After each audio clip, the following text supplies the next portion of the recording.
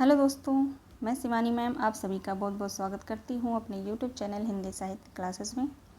कैसे हैं आप सभी? आशा करती हूँ आप लोग बहुत अच्छे होंगे और अपनी तैयारी जो है बहुत अच्छे से कर रहे होंगे। तो आज की क्लास में जयशंकर प्रसाद की रचना कमायनी को पढ़ेंगे। ठीक है, जो आपके सिलेबस में लगा हुआ है यूनिट 5 हिंदी कविता, जयशंकर प्रसाद की रचना आंसू कमायनी। कमायनी के 3 सर्ग जो आपके सिलेबस में दिए गए हैं, श्रद्धा, लज्जा और ईड़ा। ठीक है, तो आज की क्लास में जो है हम कमायनी के बारे में बात करेंगे और जो है श्रद्धा सर्ग है उसके बारे में जो है डिटेल में जानेंगे। ठीक है, पूरी व्याख्या सहित। ओके, जहाँ से क्वेश्चन आते हैं, कोई भी इसमें फालतू की चीज़ नहीं है। आप लोग इस क्लास को ज़रूर देखें, बहुत ही हेल्पफुल होगा आप लोगों के लिए, ये मैं गारंटी के साथ कह रही हूँ। ठीक है, चलिए देखते हैं आज की क्लास। सबसे पहले देखते हैं जयशंकर प्रसाद। जयशंकर प्रसाद महान कवि, नाटककार, कहानीकार और उपन्यासकार माने जाते हैं। आधुनिक हिंदी साहित्य के इतिहास में इनके कृतित्व का गौरव जो है अक्षुण्य है। ये एक युग प्रवर्तक लेखक हैं जिन्होंने एक ही साथ कविता, नाटक, कहानी और उपन्यास के क्षेत्र में जो है हिंदी को गौरवान्वित होने योग्य कृतियाँ दी हैं। कवि के रूप में वे निराला, पंत, महादेवी वर्मा के साथ छायावाद के प्रमुख स्तंभ के रूप में भी प्रतिष्ठित हुए हैं। ठीक है, नाटक लेखन में भारतेंदु के बाद वे एक अलग धारा बहाने वाले युग प्रवर्तक जो है नाटककार रहे। इनके अलावा कहानी और उपन्यास के क्षेत्र में भी इन्होंने कई यादगार कृतियाँ दी हैं। 48 वर्ष के छोटे से जीवन में कविता, कहानी, नाटक, उपन्यास और आलोचनात्मक निबंध आदि विभिन्न विधाओं में रचनाएं जो है की हैं। अब यहाँ पे देखते हैं जयशंकर प्रसाद का जन्म जो हुआ था 30 जनवरी 1889। 30 जनवरी 1889 कहाँ पे हुआ था? इनका जन्म स्थान जो है वाराणसी, उत्तर प्रदेश, भारत। इनकी मृत्यु जो है 15 नवंबर 1937। पिता बाबू देवी प्रसाद और माता का नाम था मुन्नी देवी। ठीक है, माता का नाम मुन्नी देवी था। सम्मान जो है इनको मिला था जयशंकर प्रसाद को कमायनी पर जो है मंगला प्रसाद पारितोषिक जो है सम्मान मिला था। अब देखते हैं इनके जयशंकर प्रसाद की कुछ रचनाएं जो है मैंने लिए हैं यहाँ पे।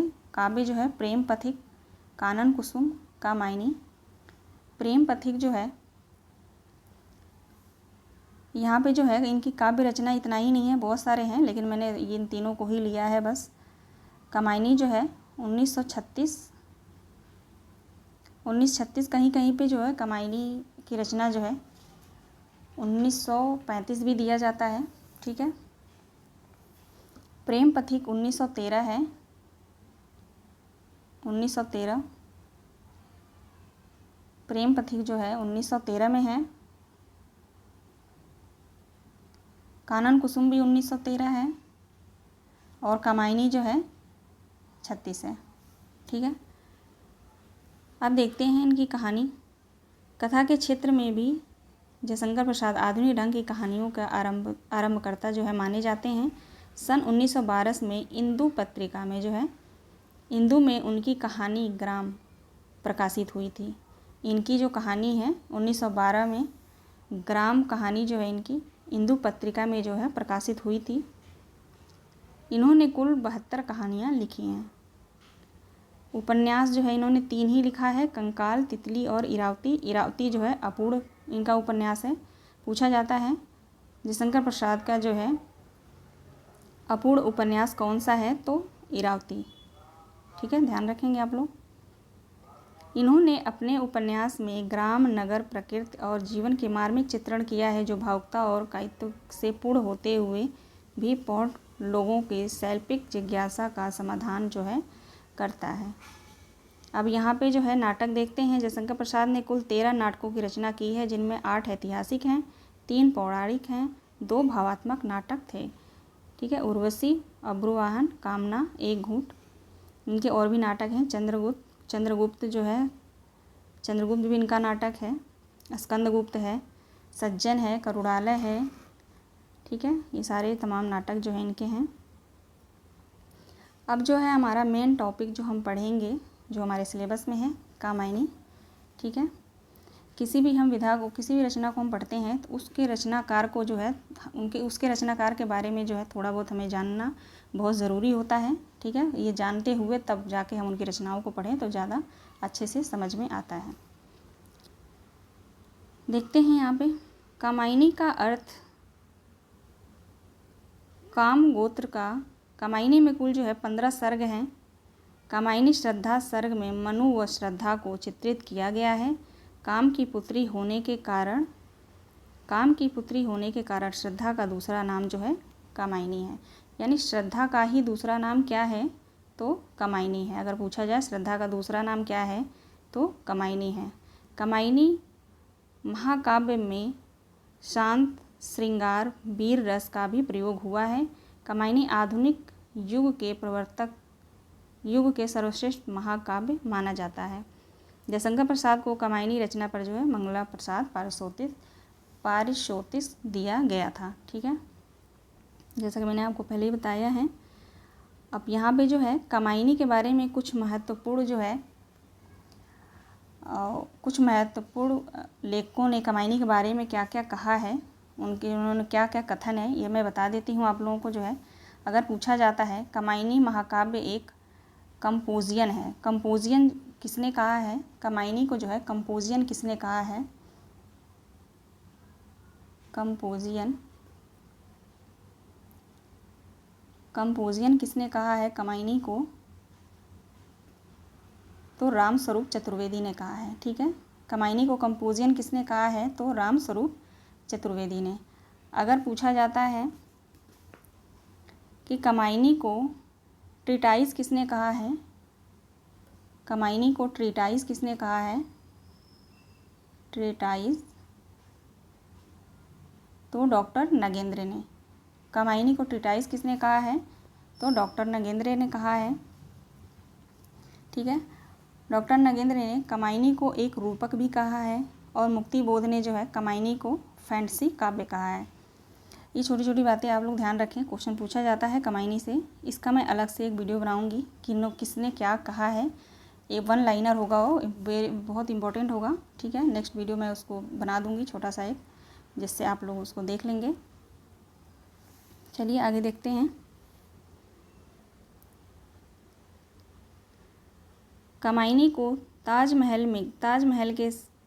ताजमहल के समान सुमित्रा नंदन पंत ने माना है। कामायनी में 15 सर्ग, कामायनी के जो है 15 सर्ग रचित हैं। एक प्रतीकात्मक महाकाव्य है। कामायनी जो है एक प्रतीकात्मक महाकाव्य माना जाता है। कामायनी में समरसतावाद भी मिलता है या आनंदवाद दर्शन की झलक मिलती है। कामायनी जयशंकर प्रसाद ने, ये तोटिक नहीं है, मिसप्रिंट है यहाँ पे, ताटक होगा, ताटक छंद। ठीक है, यहाँ ताटक छंद होगा।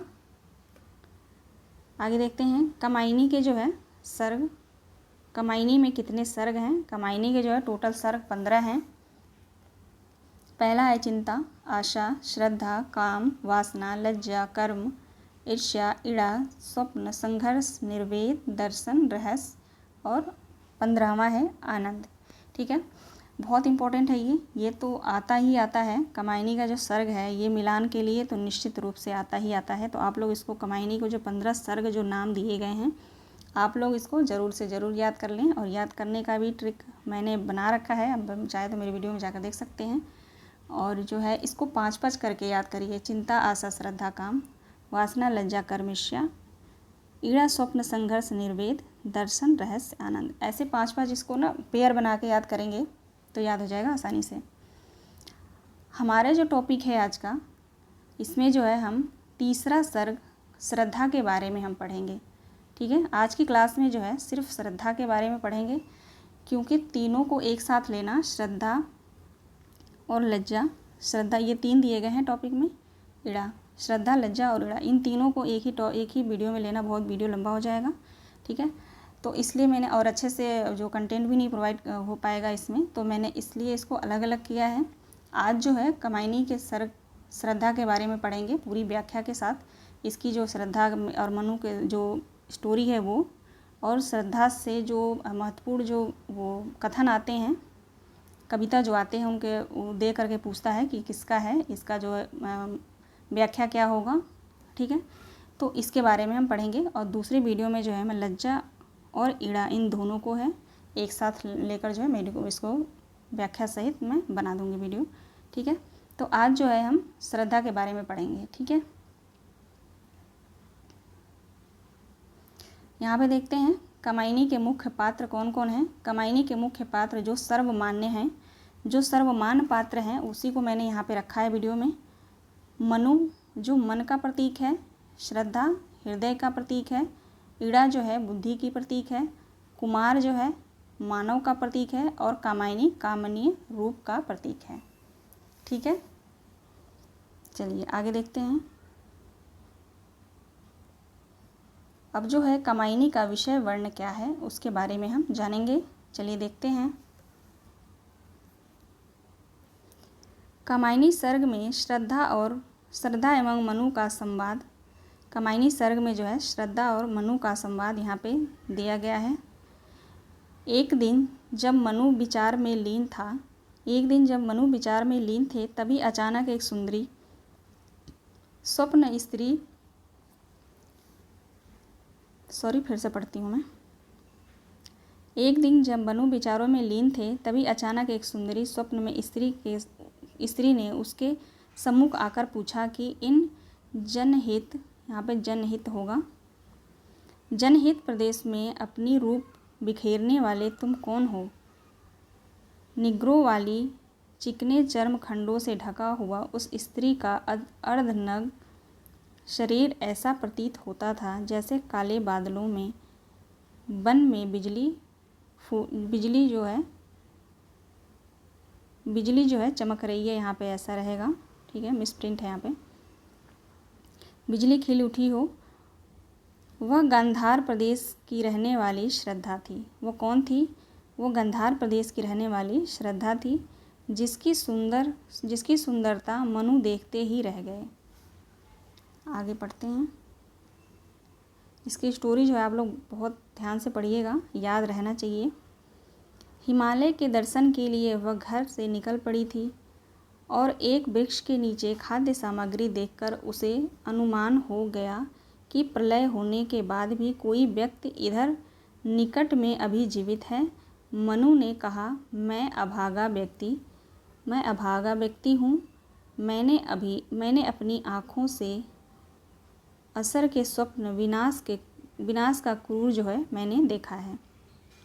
श्रद्धा बोली, प्रसिद्ध परिस्थितियों के चक्र में पीसकर कभी कभी ऐसे अशोक भावना का उत्पन्न होना स्वाभाविक है। तुम्हारा अतीत दुख में रहा, यह सत्य है, पर तुम उसी प्रकार के भविष्य की व्यर्थ कल्पना इस आधार पर करते हो वह सुख में हो सकता है। जीवन में यदि सुख ही सुख होता तो भी प्राणी उससे जो है उब जाता। बिल्कुल सही बात है। वस्तुओं के स्थायित्व को लेकर तुम क्या करोगे? जो वस्तु जीवित हो चुकी है, जिसका उपयोग नष्ट हो चुका है, उसे मिट जाने दो। परिवर्तन को नित्य नवीनता के रूप में देखो। किसी का एकांकी जीवन कभी सफल नहीं रहा था। बिना किसी प्रकार के हिचक के तुम्हारे जीवन में सुख भरने के लिए मैं तैयार रहूँगी। श्रद्धा सर्ग में क्या होता है? श्रद्धा जो है इस श्रद्धा सर्ग में श्रद्धा जो है मनु को जो है पूरी तरह से जो है समर्पित कर देती है। इसका निष्कर्ष देख लेते हैं। प्रत्येक कार्य के पीछे कोई न कोई उद्देश्य अवश्य होता है। कामायनी के श्रद्धा सर्ग में प्रसाद जी ने अपने उद्देश्य का प्रतिपादन किया है और इन्हीं उद्देश्यों में प्रसाद जी के व्यक्तित्व विचार भी दृष्टिगोचर होते हैं। श्रद्धा का संक्षिप्त परिचय निराशा और पलायनवादी व्यक्ति के लिए आशा और कर्मठता का मधुर संदेश देती है। कामायनी श्रद्धा सर्ग के अनुसार जीवन को गतिशील बनाए रखने के लिए परिवर्तन आवश्यक है। निष्कर्ष रूप में अगर हम कह सकते हैं कि काव्यात्मक सौंदर्य कामायनी की श्रद्धा सर्ग की सबसे बड़ी जो है विशेषता है। ठीक है, अब हम देखते हैं श्रद्धा सर्ग की पंक्तियों की जो है व्याख्या, जो वेरी इम्पोर्टेंट है। ठीक है, इसको आप लोग वेरी इम्पोर्टेंट लगा लीजिए। यहाँ से जो है क्वेश्चन आता ही आता है, या तो श्रद्धा या तो इड़ा। खास करके श्रद्धा सर्ग से जो है कई क्वेश्चन देखने को मिले हैं, तो आप लोग जो है ध्यान से इसको पढ़ेंगे। चलिए पढ़ते हैं। पहली पंक्ति है, कौन तुम संस्कृति जलनिधि तीर तरंगों से फेंकी मणि एक, कर रहे निर्जन का चुपचाप प्रभा की धार से अभिषेक, मधुर विश्रांत एक और एकांत जगत का सुलझा हुआ रहस्य, एक करुणा में सुंदर मौन और अंचल मन का आलस्य। ठीक है, ये जो पंक्तियाँ दी गई हैं, इन पंक्ति जो है आप लोग ध्यान रखेंगे। अब इसकी जो है व्याख्या देखते हैं। हिमालय के एकांत पर्वतीय प्रदेश में एकांकी मनु जल प्रलय से प्रभावित संसार के विषय में चिंतित कर रहे थे कि कोई श्रद्धा नामक सुंदरी ने उनसे प्रश्न किया कि संसार रूपी सागर के किनारे बैठे हुए उस सागर की उताल लहरों से फेंकी गई मणि के समान छवि वाले तथा अपनी कांतिमान मुखाकृति से इस निर्जन प्रदेश को निरंतर सुशोभित करने वाले हे युवक, तुम कौन हो? श्रद्धा जो है पुनः कहती है, हे अपरिचित युवक, तुम मुझे इस संसार रूपी सागर के मधुर और एकांत प्रदेश के निस्तब्ध वातावरण में सुलझे हुए रहस्य के समान लग रहे हो। ऐसा लगता है कि मानो एक सुंदर और भावमय मौन में करुणा में स्थिति धारण कर तुम्हारे ही साक्षात रूप में स्थापना की हो, अथवा मन की चंचलता और स्थिर गति आलस्य के रूप में जो है अवर्तित हुई है। ठीक है, ये जो है यहाँ पे कुछ नहीं है, ये इसकी व्याख्या है। चलिए दूसरा देखते हैं। दूसरी पंक्ति है, सुना यह मनु ने मद गुंजार मधुकर कासा जब सानद, किए हुए नीचा कमल समान प्रथम कवि का ज्यों सुंदर छंद, एक झटका सा लगा संघर्ष निरखने लगे लूटे से, कौन गा रहा यह सुंदर गीत, कुतूहल रह न सका फिर मौन। ये जो है दूसरी पंक्ति है। अब देखते हैं इसकी व्याख्या। जो इम्पोर्टेंट इसकी पंक्तियाँ वो है कम से कम 23 से 24 हैं, तो मैंने सभी नहीं लिया, जो इम्पोर्टेंट हैं, जो रामचंद्र शुक्ल की बुक और जो मैंने छांट करके लिया है बुक से, जो पंक्तियाँ पूछी जाती हैं उन्हीं को बस लिया है मैंने। ठीक है, व्याख्या देखते हैं। दूसरी पंक्ति की व्याख्या, जब मनु ने कमल के समान अपना मुख नीचे किए हुए भ्रमरी की मधुर आवाज़ के समान स्वर किसी आगंतुक के मुख से सुना, तो उन्हें उन मधुसिक्त शब्दों में उसी प्रकार आनंद की अनुभूति हुई जिस प्रकार आदि कवि वाल्मीकि को अपने प्रथम छंद से हुई थी। ठीक है, अब यहाँ से जो है क्वेश्चन आ सकता है, आप लोग इसको ध्यान से पढ़िए। जब मनु ने कमल के समान अपना मुख नीचे किए हुए भ्रमरी की मधुर आवाज़ के समान स्वर किसी आगंतुक के मुख से सुना, तो उन्हें यह मधुसिक्त शब्दों में उसी प्रकार की आनंद भूति हुई जिस प्रकार आदि कवि वाल्मीकि को अपने छंद से हुई थी। ये लाइन दे कर के पूछ सकता है कि यह किस सर्ग से जो है लिया गया है। ठीक है, आगे देखते हैं। भाव यह है कि श्रद्धा का मधुर स्वर सुनकर मनु के विचार श्रृंखला में अकस्मात स्खलित हो गई और उन्हें एक झटका सा लगा। वह आश्चर्यचकित होकर भौचक्के से रह होकर प्रफुल्लित भाव से इस तरह देखने लगे।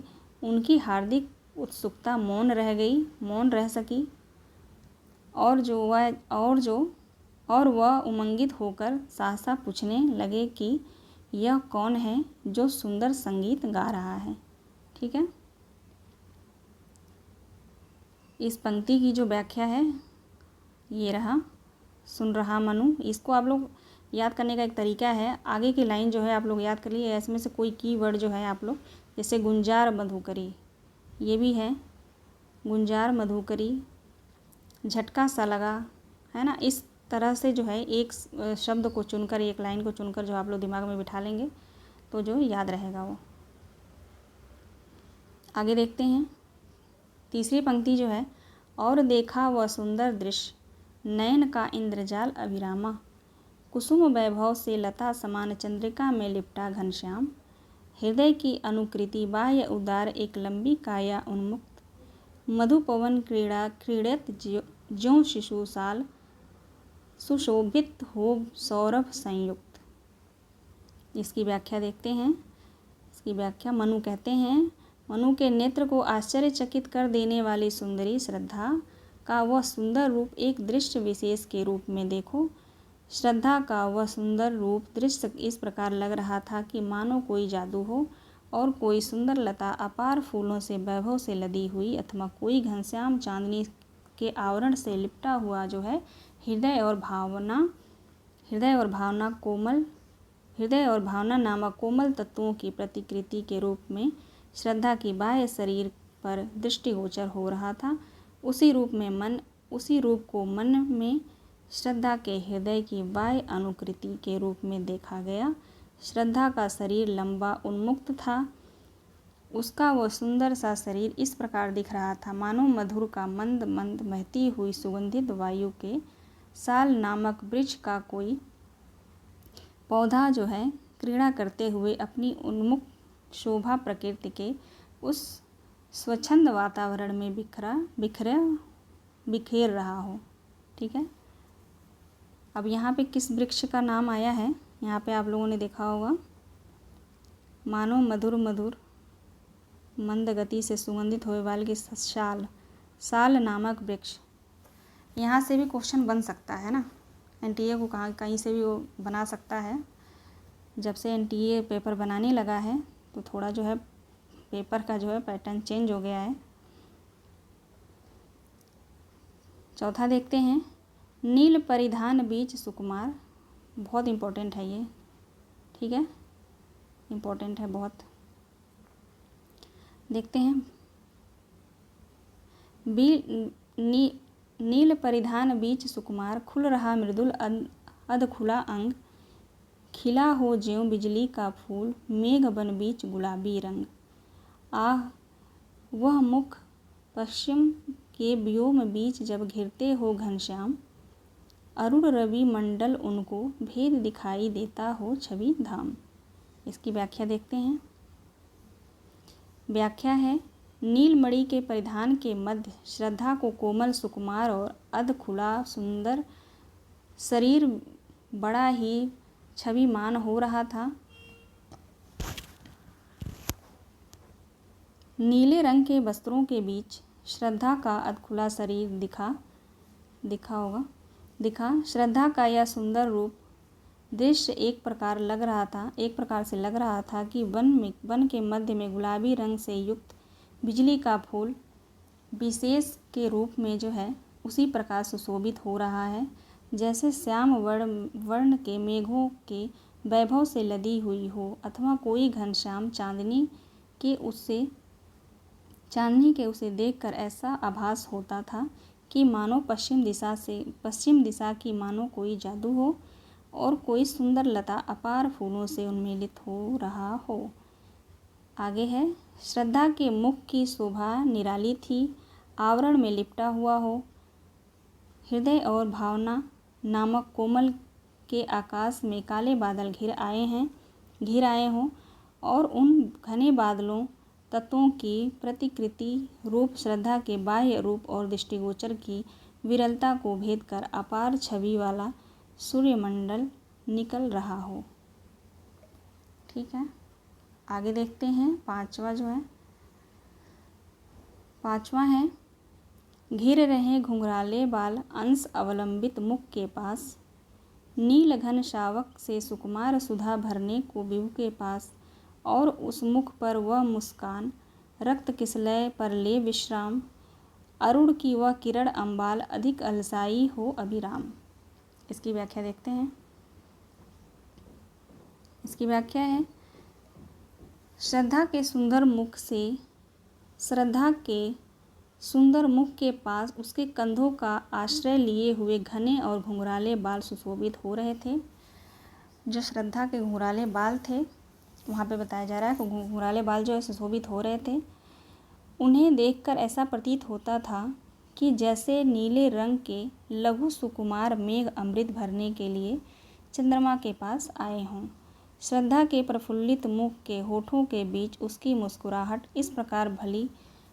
इस प्रकार लगती थी जैसे उगते हुए सूरज की प्रेम सिक्त लालिमा के लिए उज्ज्वल किरण रिक्तिम किसलय पर आलस्य में डूबी हुई अंगड़ाई लेते हुए विश्राम कर रही हो। आगे देखते हैं। छठवां है कहा मनु ने नभधारिणी बीच बना जीवन रहस्य निरूपाय, उस उल्का सा जलता भांत शून्य में फिरता हूँ असहाय, शैल निर्झर न बना हतभाग्य गल नहीं सका जो कि हिमखंड, दौड़ कर मिला न जल निधि अंक आह वैसा ही हूँ पापंड। आगे व्याख्या देखते हैं इसकी। पृथ्वी और आकाश के मध्य मेरा निरर्थक जीवन एक रहस्यमय पहेली के रूप में प्रत्यक्ष हो रहा है। मनु कहते हैं पृथ्वी और आकाश के मध्य मेरा निरर्थक जीवन एक रहस्यमय पहेली के रूप में प्रत्यक्ष हो रहा है। मैं निर्जन प्रदेश में आश्रयहीन होकर एक उल्का पिंड की भांति जो है भटकता हुआ इधर उधर घूम रहा हूँ। अर्थात मेरा जीवन जो है लक्ष्यहीन और उद्देश्य रहित है। पुनः मनु कहते हैं कि मैं उस अभागे पाषाण खंड के समान हूँ जो निर्झर के रूप में कभी काम न आया, और बर्फ का वह भाग्यहीन खंड हूँ जो जल के रूप में कभी भी द्रवित न हो सका। मेरा जीवन उस कर्महीन पर्वत खंड के समान है जो जलनिधि की अंक में सर्वथा दूर ही रहा। अर्थात जिस प्रकार हिम प्रदेश के उष्णता को प्राप्त होकर तरल हुआ जल नदी का रूप लेकर सागर में मिलकर सफल हो जाता है, उसी प्रकार जो है मेरा यह जीवन सफल होने में अयोग्य ही रहा। पर्वत खंड के समान मेरा जीवन एकांकी ही रहा। अगला देखते हैं। सातवां है कौन हो तुम बसंत के दूत, विरस पतझड़ के अति सुकुमार, घन तिमीर में चपलाक की रेख, तपन के शीतल मंद बयार, नखत की आशा किरण समान हृदय की कोमल कवि की कांत, कल्पना की लघु लहरी दिव्य कर रही मानस हलचल शांत। इसकी व्याख्या देखते हैं। अपने परिचय में मनु अपने एकांकी जीवन की वेदना को अभिव्यक्त करते हुए कहते हैं। तदुपरांत मनु उस सुंदरी से पूछते हैं कि नीरस पतझड़ में अपनी मधुर वाणी के वसंत के प्रभाव साम्य तथा गुण साम्य के आधार पर हुई है। दूसरे छंद आने की सूचना देने वाले सुकुमार को कोकिला के समान है। सुंदरी तुम कौन हो? हे सुंदरी तुम कौन हो? तुम्हारा आगमन उसी प्रकार भला परिणाम साम्य की दृष्टि से महत्वपूर्ण है। बर्फ जल रूप में लग रहा है। ऐसा घने अंधकार में विद्युत की कोई किरण